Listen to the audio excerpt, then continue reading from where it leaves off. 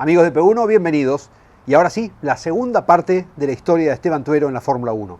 Ya repasamos la semana pasada junto a Eduardo Ramírez cada uno de los pasos que se dieron y empezamos a entender quizás algunas de las razones por las cuales Tuero decidió finalmente bajarse del Minardi para la temporada de 1999. Nos enteramos de un contrato con Benetton, nos enteramos de las razones por las que fue tan rápido, pasando de la Fórmula 2000 a la Fórmula 3, a la Fórmula 3000, a la Fórmula Nippon y después a probar el Fórmula 1 y terminar corriendo con el Minardi. Empezamos con la segunda parte de la historia de Esteban Tuero en Fórmula 1, en P1.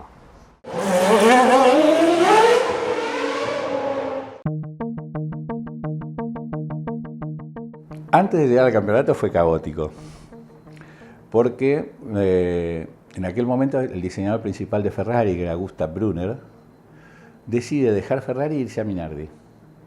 Lo cual fue, para que Minardi le robe al ingeniero en jefe Ferrari, era como ir a mojarle la oreja a Tyson, se venía el bife seguro. Y la realidad es que Brunner, la novia de él estaba en Faenza.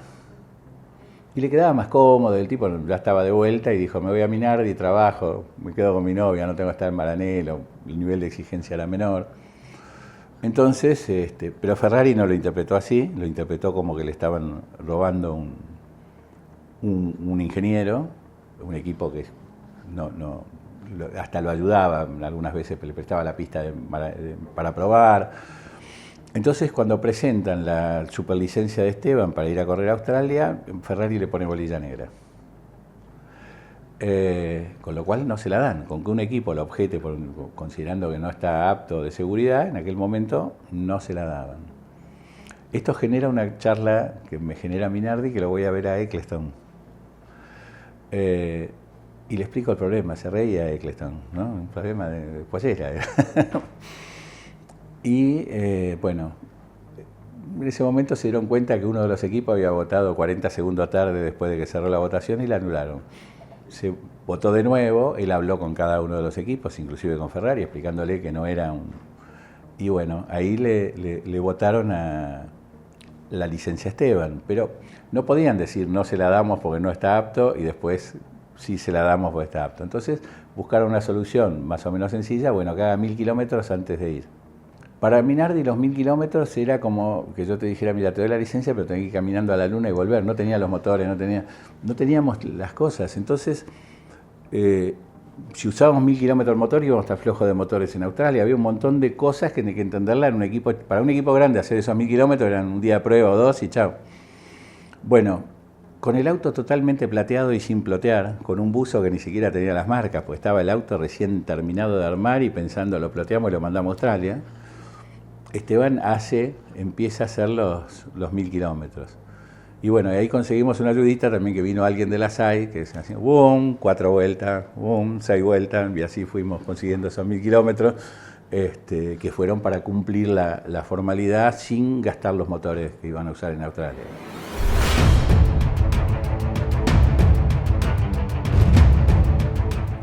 Australia fue mucho más de lo que esperábamos.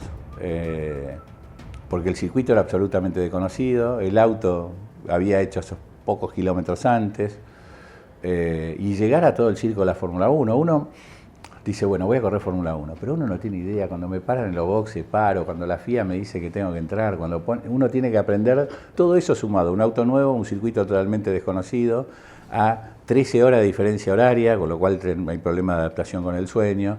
Entonces se esperaba, bueno, que Esteban... Y la verdad que anduvo muy bien, rápidamente puso el Minardi allá adelante, fue más rápido que su compañero de equipo y mostró una gran adaptación. Lo único bueno, esa temporada fue el primero que largó porque se adelantó en la largada, largó antes que todos los demás, pero dejó una buena impresión el primer día y eso es muy importante, ¿eh? O sea, los errores que cometió fue por ir por más y no por titubear, lo cual eso se mira, digamos. Por uno dice, me equivoco, titubeo, levanto, no sé cómo pararon. No, largó antes que todos los demás.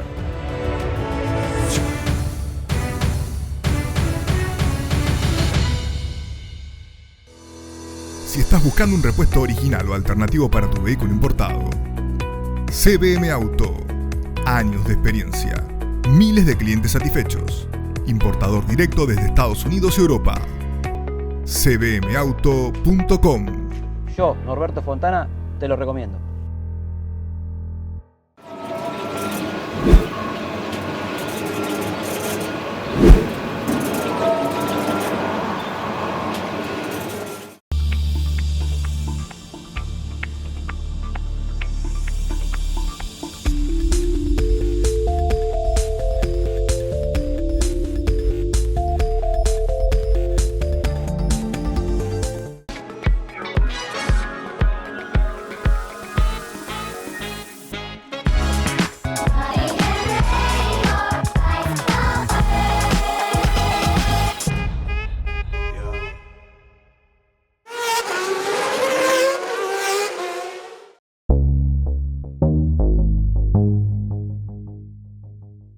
visión de Fórmula 1 está en el distinto, en el que hace el algo que llame la atención.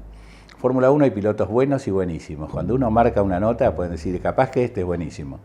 Entonces, a partir de ahí ponen los ojos sobre él. Y bueno, eso, Esteban, su primer carrera en Australia fue trascendental. Aún en ese momento, en todo este proceso previo que pasó de idas y vueltas, nosotros sabíamos que si Esteban tenía un gran premio de mucho calor, en un circuito que tenga mucho requerimiento físico, aún no tenía el físico 100% para completar un gran premio. Estaba trabajando en paralelo y mucho, de 5 o 6 horas de gimnasio por día, pero todavía no tenía el físico completo, y diría que esto duró hasta, inclusive en el Gran Premio de Argentina. Recién en el siguiente Gran Premio, que fue salió séptimo me parece, hoy hubiera tenido puntos Esteban en Fórmula 1, en Imola, ahí ya estaba óptimo, pero en el medio era un proceso que, bueno, fue mejorando, pero fue tan rápido todo que no dio el tiempo normal del proceso físico. Fue Tuero afuera, qué lástima. Estaba 15º Esteban Tuero, que ha tenido un golpe bastante fuerte por lo que se ve en la pantalla. Estaba bajando Esteban, el auto va a poner, lo deja en neutral, va a poner el volante.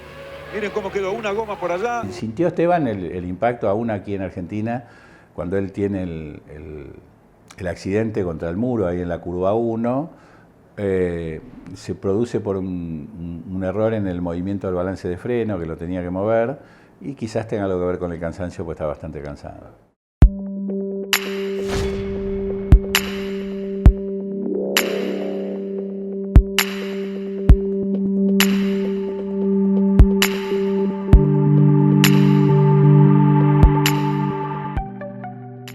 Yo creo que no hubo diferencias grandes entre Nakano y Esteban. Un equipo chico siempre tiene alguna diferencia, que por ahí viene un motor que tiene... Perdón, con los motores vienen con el banqueo en Fórmula 1, y entre un motor y otro hay 15 caballos. 15 en 700, es muy poquito, pero con 15 caballos se sube un scooter y se van a trabajar, o sea, no es poquito. Entonces, el equipo un poco los da. Yo creo que ha habido diferencias, pero ha habido diferencias más o menos mitad y mitad a favor de uno y otro. No es que Nakano en la segunda mitad tuvo todo y Esteban la tuvo en la primera. Le fueron el equipo dando, y en eso fueron bastante transparentes, ¿no? Nakano en algunos lados hizo pesar su mayor experiencia, en otros lados Esteban hizo pesar su juventud, y bueno, eso fue lo que marcó, pero no había diferencias sustanciales en los autos.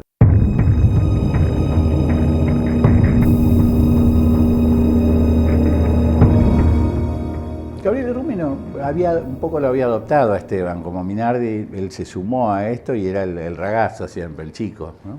Y siempre lo veían un poco así, como estaba Nakano, que era el piloto con más experiencia, y el ragazzo que iba rápido, que hacía, como siempre lo decía, el estilo Sandrini, te hacía reír y llorar, las dos cosas, pero de alguna manera le tenía mucho cariño.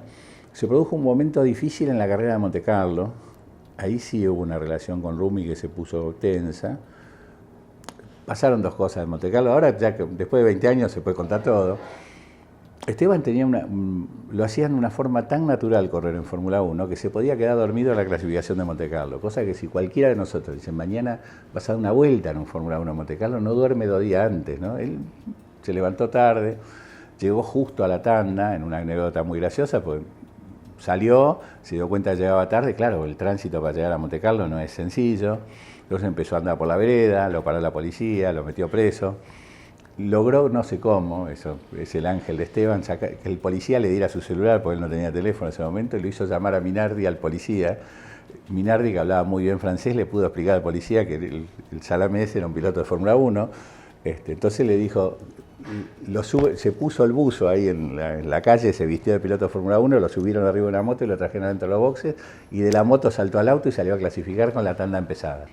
Ahí estaba mal, pero después hubo una reunión, después de la clasificación, los Minardi habían largado en el fondo, no tenían lo mejor para Montecarlo, estaban por detrás de los Tyrrell, que eran con quien peleaban, entonces estaban en la última fila, y en la charla estaba Nakano con su manager, Minardi, Rumi, y plantea a Nakano que él lo que quería era llegar en Montecarlo, porque nunca un japonés había terminado una carrera de Fórmula 1 en Montecarlo. Entonces Minardi lo mira a Esteban y dice, mira, hagamos una cosa, larguen, la primera vuelta se arman esos embudos, que el de atrás se frenan todos, se arman embotellamientos en algunos lugares. Dice, vos lo único que te pido, Esteban, en la primera vuelta yo voy a estar parado acá en el muro, pasás último y después hacé tu carrera. Y Shinji a terminar. Bueno, básicamente Esteban lo partió en dos al japonés en la primera vuelta. El clima estaba difícil. Y bueno, encima, Esteban, que supongo es consciente de la macana, estamos esperando en los boxes. Rumi nos quería matar, Minardi también, el japonés quería practicar karate, estaba todo, digamos, un clima tenso, para decirlo en la tele, y miramos un monitor y lo vemos a Esteban que se está yendo en una lancha. No volvió, se fue, huyó. En ese momento las cosas estaban difíciles. Después se recuperó, pero en el momento hubo una charla, se hablaron varias cosas. Son los pecados de la juventud, pero era una macana importante.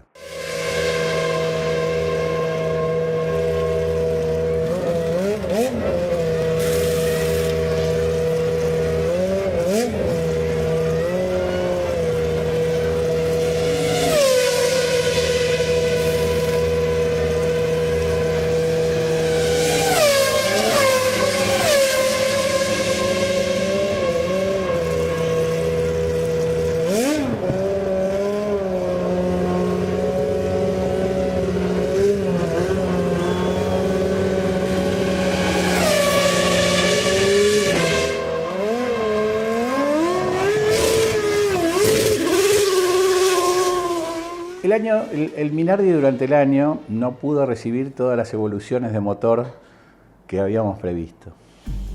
¿Por qué? Por recursos. O sea, estamos dos evoluciones atrás del mejor Ford, lo cual nos ponía más de 100 caballos de un auto de punta. 100 caballos, llegamos a tener 150 de diferencia. Tyrrell estaba con una más. Entonces eso empezó a hacer que los Tyrrell estuvieran adelante. Y el último puesto de la Fórmula 1, esto la gente no lo sabe, pero el último no cobra viático. Hay una diferencia como de 12 millones de dólares entre, en aquella época, hoy quizás sea más, entre el que sale último y anteúltimo. Que no obtengan puntos, lo van haciendo con los resultados. Entonces se llega a Japón, en donde estaban definiendo, allá en el fondo, 12 millones de dólares entre dos equipos de Fórmula 1.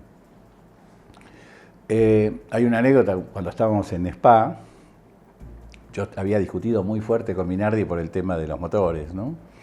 Y medio que nos peleamos, ¿no? Pues no venía la evolución, no estaba la plata. Nosotros pagamos una temporada y bueno, pero el equipo no tenía todos los recursos para aparecen evoluciones, si la querés la tenés que pagar. Entonces fue muy gracioso, pues llegamos a Spa, estábamos en la parte de atrás, donde está la subida de Rouge, y lo veo a Minardi ahí que estaba. Voy, me paro al lado de él, me miró, ni nos hablábamos, estábamos muy peleados. Me mira así, me dice, vamos a ver si llegan arriba, por la subida. Bueno, ahí se rompió un poco el hielo, pero teníamos ese problema. Cuando llegamos a Japón, Tora Takagi tenía un auto mejor, debería o quedarse afuera o terminar atrás de los Minardi. Que termine atrás de los Minardi era muy difícil.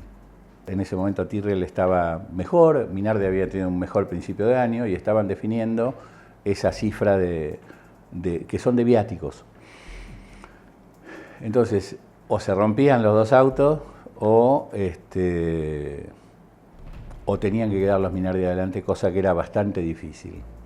Entonces, bueno, previo a la carrera se habló esto que era así y, bueno, se produce el accidente entre Esteban y Takagi.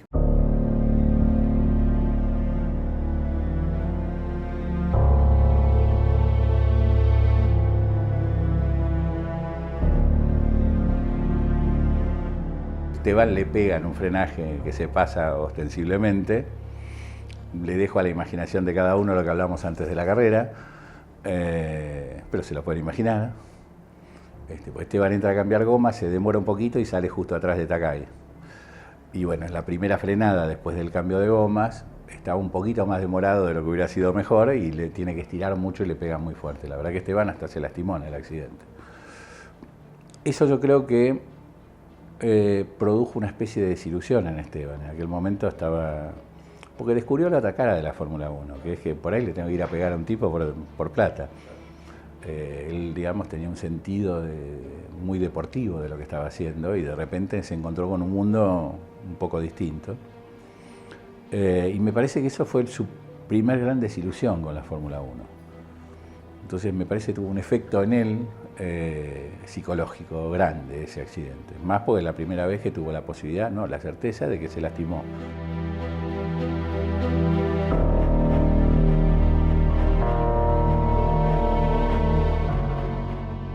Toda la carrera deportiva la hizo con, acá está el auto, acá tenés el mejor ingeniero, acá está esto, tenés que manejar y dar lo mejor de vos. Y de repente estábamos discutiendo por plata y cambiando las cosas, y creo que eso a él fue la primera cosa que creo que lo afectó, que por ahí, yo no digo que es pero que es uno de los puntos de su decisión, estoy seguro.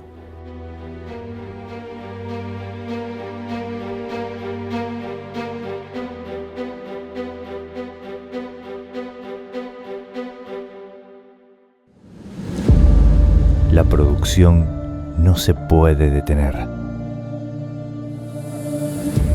Las máquinas tampoco.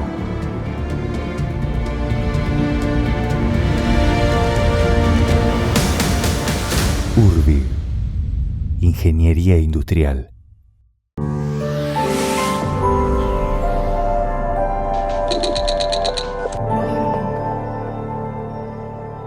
Este es un baile que tiene un ritmo y cuando vos entras en el baile tenés que bailar al ritmo del baile, no quieras ir en contra del ritmo.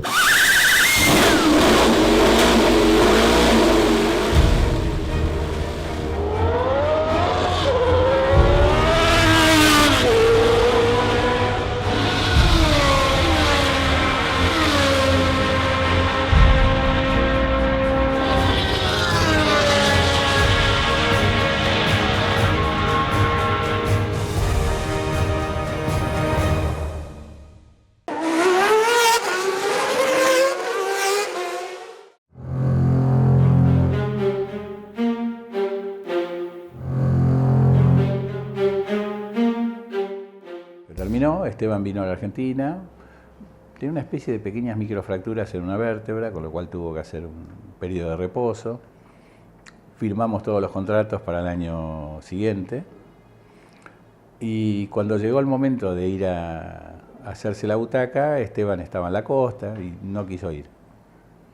Me acuerdo que Minardi me dice, déjalo al ragazzo porque tuvo un fin de año difícil, se golpeó, todo, déjalo unos días más, yo tengo el modelo de la butaca de él del otro auto, tengo un mecánico igual para ver las cosas, dale una semana más y que venga. Le aviso a Esteban, tenés una semana más, bueno. Y cuando pasó la semana más dijo, no quiero correr más en Fórmula 1. Le dije, Esteban, juntémonos, volvió, nos juntamos y nos tomamos los dos un avión y nos fuimos a Italia. Y hablamos con el equipo y bueno, él transmitió su decisión que fue inquebrantable, a pesar de que tuvimos una reunión muy larga en la que estaba Cesare Fiorio, Rumi, Minardi, todos, donde Esteban planteó su decisión de que no quería correr más en Fórmula 1. Y finalmente en un momento Minardi me hace salir de la reunión y me dice, yo no lo quiero presionar al ragazzo, si no quiere correr, me dice, no podemos subir a un tipo obligándolo con un contrato. Teníamos firmado, me acuerdo, que cerca de $7 millones de contrato sobre Esteban. Él tenía una opción para el año siguiente ir a Benetton, o sea, tenía buen panorama, pero su decisión es su decisión. Y Minardi dijo, hasta acá llegamos, hace varias horas de reunión y él insistía que no, le mostraron el auto, lo hicieron subir, estaba el auto nuevo, como decía Tuero de costado, ¿no? No hubo forma. Y me acuerdo que en esa reunión Cesare Fiorio sospechaba, dijo, estos se van de acá a ganar plata en la Indy, como el chico había esto y deben tener un contrato de la Indy. Entonces, cuando se hace el acuerdo de liberación, Fiorio pide que diga que por 5 años no puede ir a la Indy, que se le incluya eso. Esteban lo aceptó, porque no estábamos pensando eso, pero él tenía la certeza de que el juego era bajarse el Fórmula 1 e ir a ganar dinero a la Indy. Bueno, Esteban se volvió a la Argentina y yo me quedé con Minardi empezando a hablar sponsor por sponsor y cada uno a explicarle la situación, que fue muy difícil de explicar. No se quería subir al auto, ya está, es muy duro de decir, pero el tipo dijo, no me subo y no hay... Si yo mañana hago un cohete acá en mi oficina, lo pongo acá atrás y te hago firmar a vos que te vas a subir, y cuando abro la puertita decís no me subo, no hay papel que te haga subir, porque ponés en riesgo tu vida. La Fórmula 1 A partir de ahí los contratos tienen una cláusula que dicen que renuncian a esa posibilidad, a que cuando llegue el momento decir me da miedo, o no quiero, o no. Hay una cláusula que le incorporan todos los contratos de Fórmula 1 que se llama cláusula Tuero. Su decisión la tiene que pagar. En el contrato anteriores a eso en Fórmula 1 no lo contemplaban. Este era un caso muy especial porque era un piloto que dice no me subo. No quiero correr, porque me quiero ir a mi casa, porque quiero correr en otra cosa, por lo que sea, pero el tipo no se quería subir al auto. Y el contrato no lo ponía en un punto donde se le podía demandar a él por eso, porque él podía alegar, miren, yo no quiero poner en riesgo mi vida, y no lo podés obligar por un papel. Y bueno, ahí por lo menos Tuero le dejó una cláusula en todos los contratos de Fórmula 1.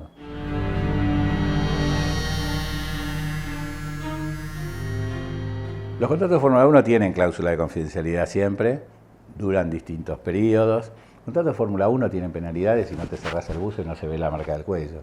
O sea, son un poco más complejos de lo que la gente se imagina.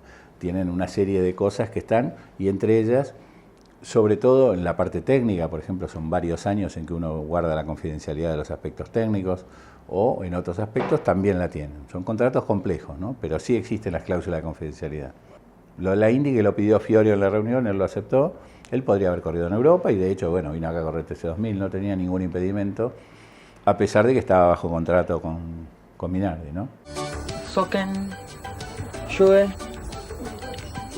Hose, Haube, Shirt, Overall, Handschuh, Helm. Alles.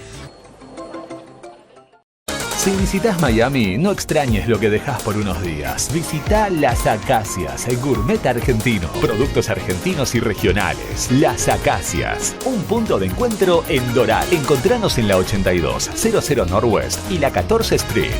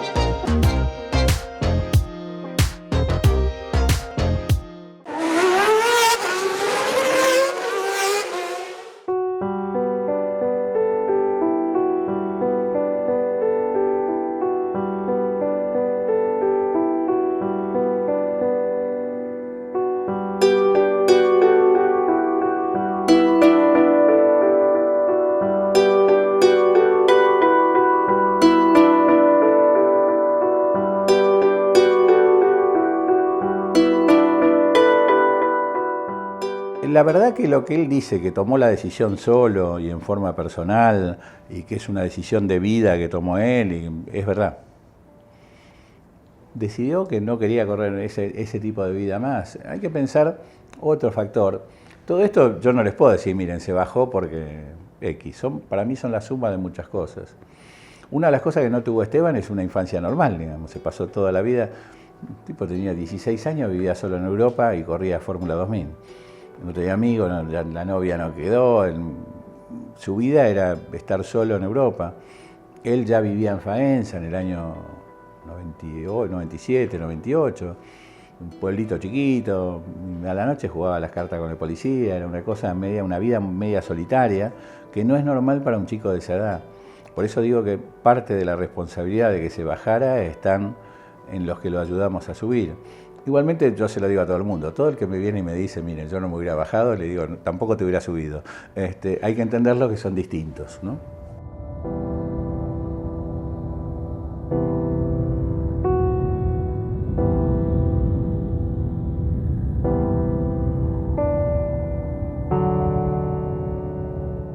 No debe haber sido nada fácil para Esteban Tuero.